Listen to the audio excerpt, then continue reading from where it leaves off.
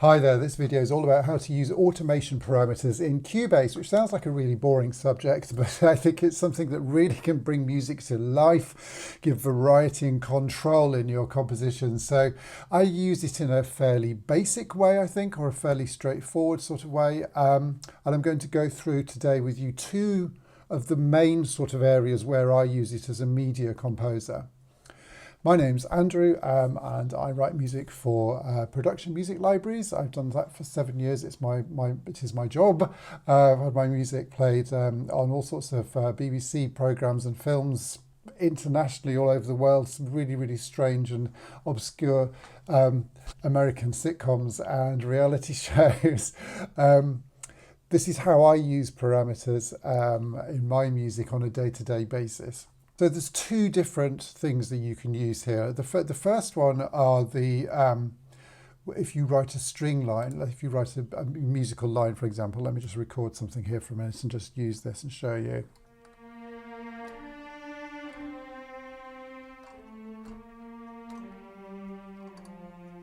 So if we do that, there's these, what I would call automation curves in here, which is the modulation.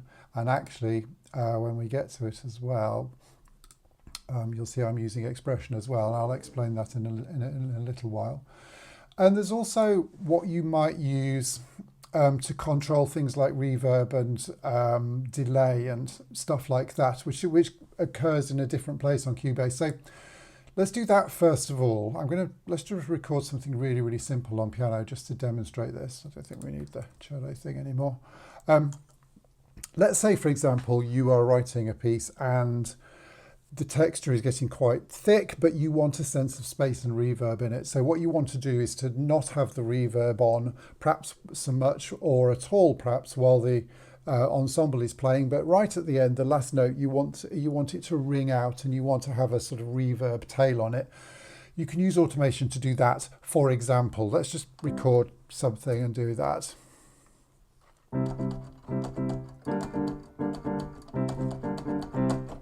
So if we had that,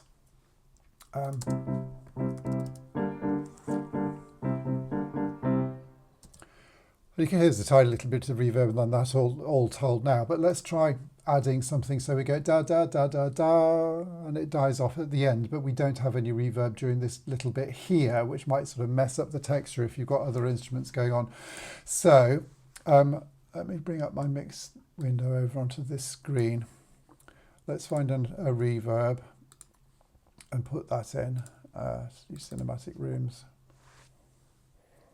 Actually, let's not use cinematic rooms. Let's use east-west spaces too.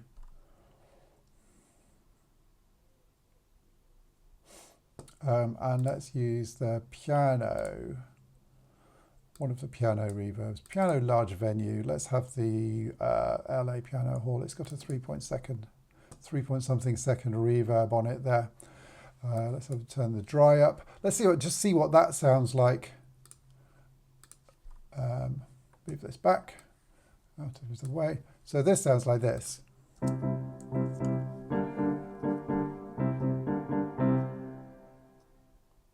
So you can hear the delay on the end, the reverb on the end. Let's see then if we can get this dry here and wet here. Now this applies to all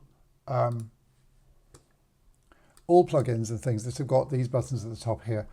This is how to read or write the automation. So we're going to write automation. So basically what we're going to do, I'm going to start with the reverb off. I'm going to write here and I'm just going to play this. And when I want it to come on, I'm just going to hit the button here and it should come on.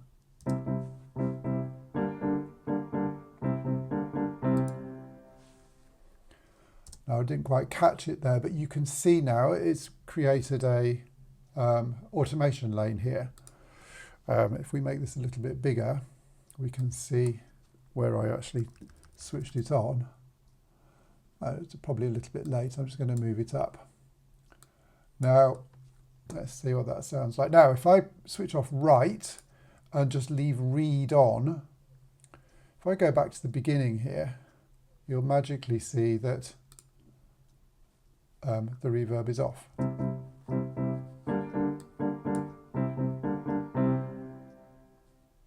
and it magically comes on there. Now, that's a simple on-off, which works really, really well. Now, I can also add other things in here as well. So, for example, I don't know, append the automation track. I want to add an automation track. So let's choose something here. Let's do volume, for example. Let's bring that up. I'm just hitting Z to make these big. I can get it to start quietly and automatically go louder.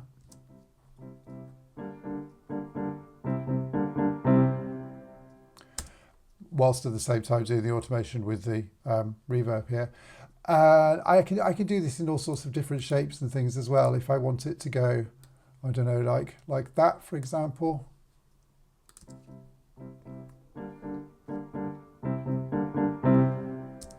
I can draw it in a sine shape if I want to. I can have that.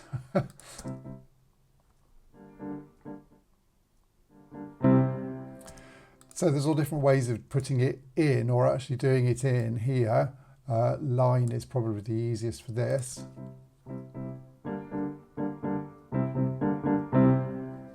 I could also do, for example, what else have we got here?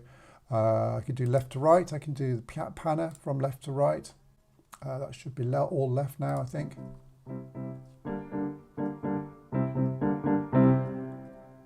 Difficult to tell. Let's just see. Oh, what's that doing? Let's just make a shape with it.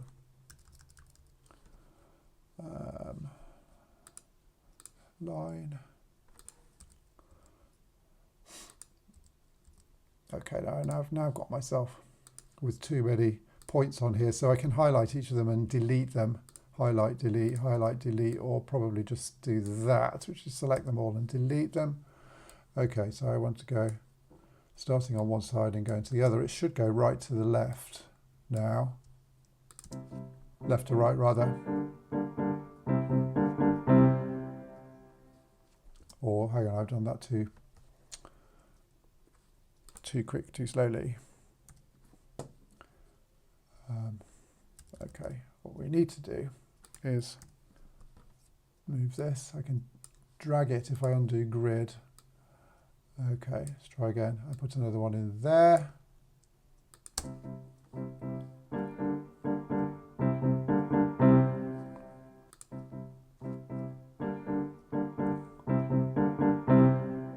Yeah, so that's going left to left. Hang on, let's try another one because that doesn't sound, I'm not hearing that particularly clearly. Pan left right too, that's a different one. Let's see what that does. Draw it in quickly like that. There we go. Okay, you can hear that going left to left.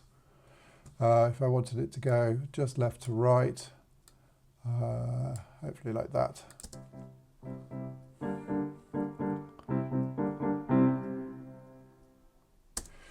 And other things, let's just get rid of some of those. Let's remove this. Yes, I don't want that now anymore. Let's remove you, remove you. So you can remove it, all of these parameters. Let's keep the reverb on.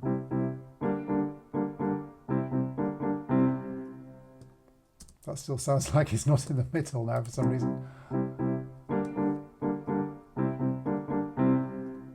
It's fixed itself somewhere, not in the center, hasn't it? Where's the... I'm going to just correct that on here. So, yeah, it's here. Look, it's fixed. It's staying on the right. Did I not remove the stuff? Let's have a look. Maybe I didn't remove the...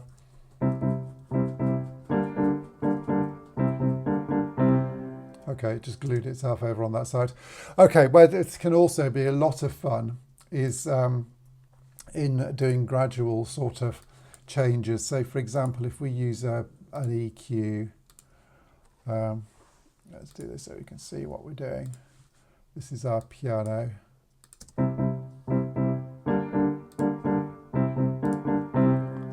Say, for example, you wanted a weird effect that was like a sort of sweep effect.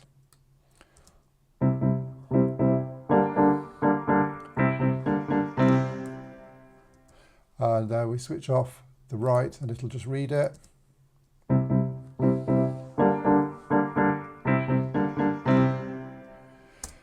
So you can see if you apply that to any plugin, you've got a vast sort of amount of control, a vast number of things you can do that you can change gradually. So not just relying on volume, which is the obvious one to change with automation, but changing how you use reverb, depending on the mix and where you are in the song or in the piece, for example. You can do sort of sweep effects using EQ. Any plugin that they've all got these controls on them. Any plugin you can use, and you can automate how you do it simply by recording and writing here. You can also play with this stuff up here as well. There is actually a automation panel here which goes into this in a lot more detail. I never use it, to be honest. I think I've sort of shown you the limits of what I do, not necessarily with the plugins because I do use different plugins, but certainly the ways that I use it. But you can, I don't know, do it through your sends and there's different ways of doing it here if you wanted to look at it in more detail and in a more advanced way. And you can also control write and read and write for all tracks here, or suspend write for all tracks, so it'll just play it as I played it in originally.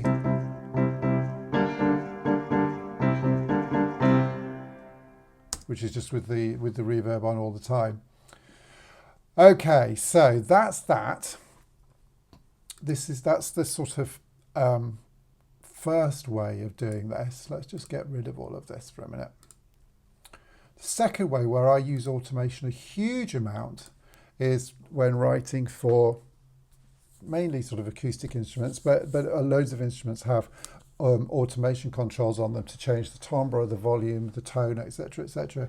I've got a CSS cellos patch loaded up here. That's not playing. There we go. Let's play something in and just see if I can sort of demonstrate how this is going to work. Now, I've got a controller down here with two sliders on it, and I'm going to be playing and using those at the same time. I'll explain why in a minute and what they do. So here we go. Let's see if we can record something.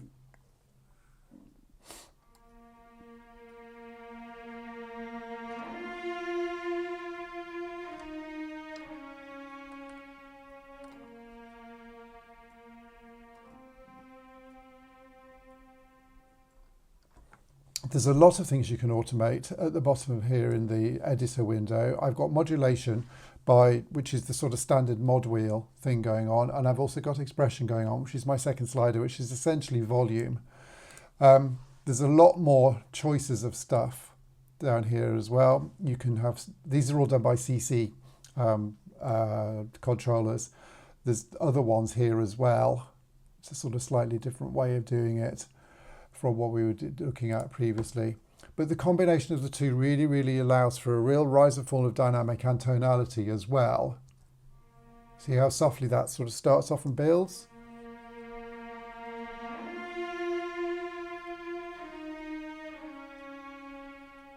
And dying away.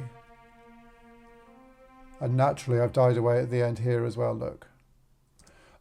If I delete those, we should get a much more robotic sort of unmusical effect, hopefully. I'll put my sliders in the middle, that should do the trick.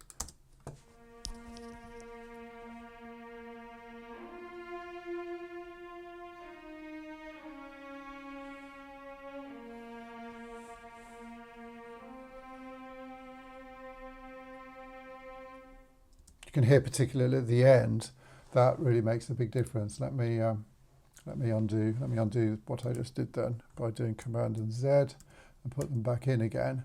Hear the difference, particularly at the end here? Oops.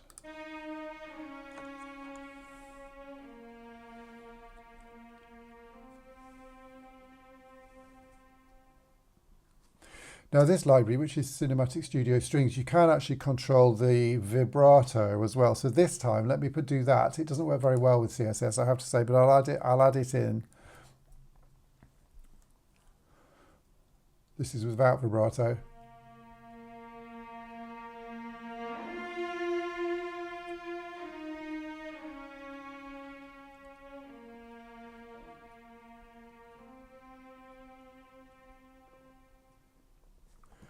Very subtle difference, but there's now, let's see if we can just see it on here.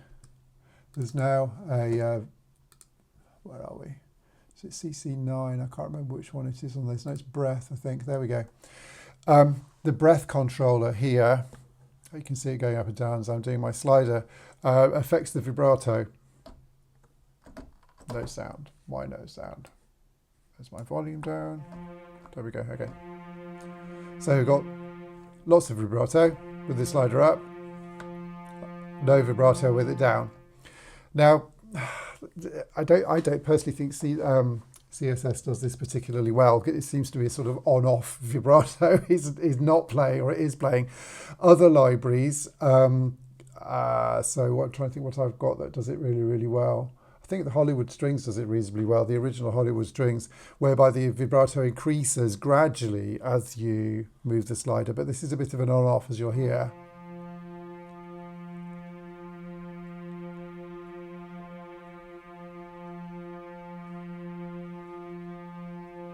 However, it does give you a certain amount of control. So I've got 3 controllers going on here with my 3 sliders down here, modulation, expression, and this one is the vibrato. So sort of, do you need all 3 of those? Well, yes, I think you probably do if you're writing for strings. Other instruments will have different controllers, maybe 2 or 3 controllers that give you that equal amount of sort of subtlety of and expression, which is really, really important. It's often possible to play just with the modulation wheel, and that will give you a pretty good sort of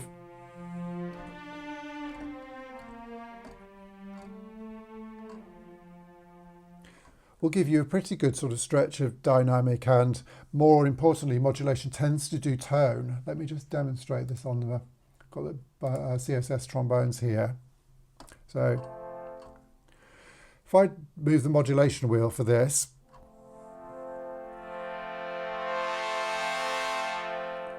you can hear that the actual tonality changes. It gets brighter and then much, much warmer,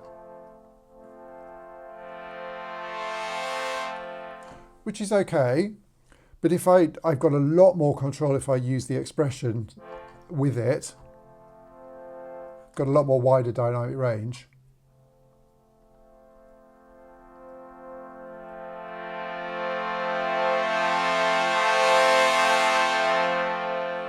So the dynamic range is wider. Dynamic range is wider. I talk like Jonathan Ross.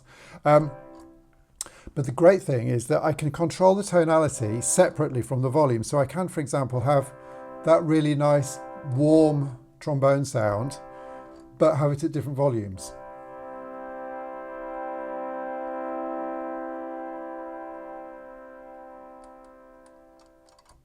So that's with my mod wheel, my modulation slider set quite low and static, and then I'm just moving the separate expression.